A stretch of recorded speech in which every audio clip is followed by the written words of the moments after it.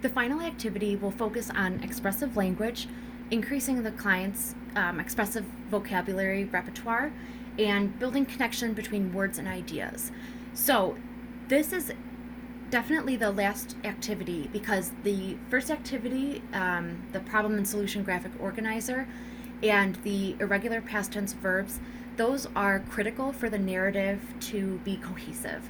And so this activity is very functional, but it cannot be as successful in helping the client improve his overall narratives as using the correct format and the correct verbs. So this would be done after those vital skills have been achieved and mastered, and this aim is more to enhance the client's overall narrative skills. As the research shows with SLI, the children with SLI often have very limited vocabulary, and they are known to rely on certain words or phrases that they know very well. Those end up having less, requiring less effort on their linguistic capacities. So they often, reply to a question of how are you with good, how are you, to immediately put it back on the other person. And they often say that they're good all the time or everything's fine. They're known to have very limited adjectives and very limited verbs because it's too difficult for them to enhance all of their vocabulary. So that is what this activity is aimed to do. So the student will be presented with this tree, and it will actually have the definition of fly here at the bottom. And the student will be instructed to fill in, this one would be blocked off, fill in the branches with synonyms or words that mean the same thing but are said differently.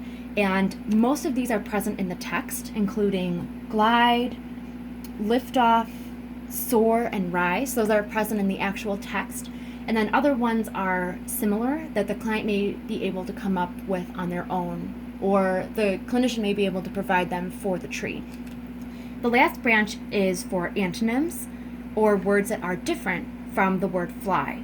And most of these are in the text, including dive, land, and crash, because as we saw with the problem and solution graphic organizer, this chapter was focused on the beginnings of flight inventions, and it didn't end in success as far as we saw in the first chapter. So I wanted to highlight both words that go along with fly and words that were the opposite, because that would allow the client to, instead of saying the story as just to fly, or to not fly, the client would be able to say to soar, to rise, to ascend, and they'd have a richer vocabulary, which narrative research has shown improves vocabulary skills, improves their own outside vocabulary skills because they're able to start making connections. So this is the beginning of the activity, is a little bit more on the cognitive approach side. It's an explicit graphic organizer.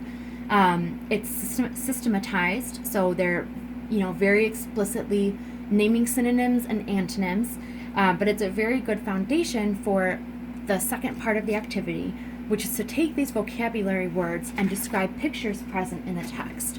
So this is where it gets to be more linguistic. At this point in the overall goal, I'm looking for the client to be able to start applying some of the language that he's been learning.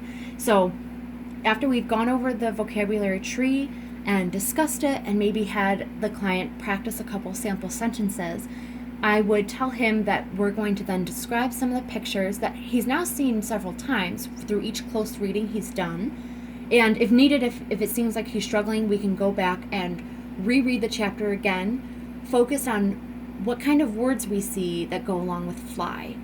And then we can return to this picture activity. So for example, this picture was present as an inventor who created what they call the flying machine. And this one in particular, it went down the hill, it was successful for a moment, and then it crashed, actually.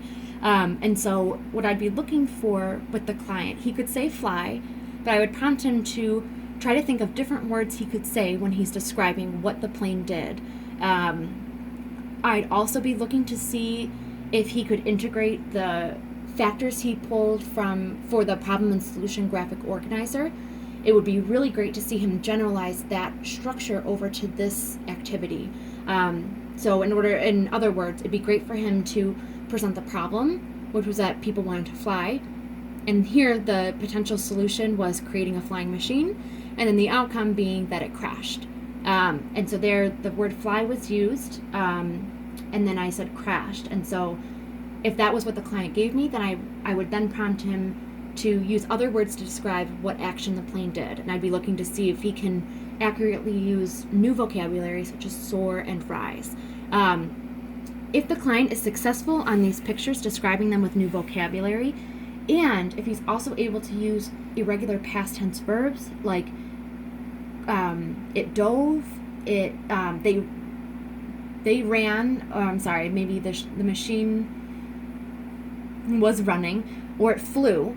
So I'm looking to see if they can use those irregular past tense verbs within the context of a problem and solution structure of a narrative while describing these words with new vocabulary.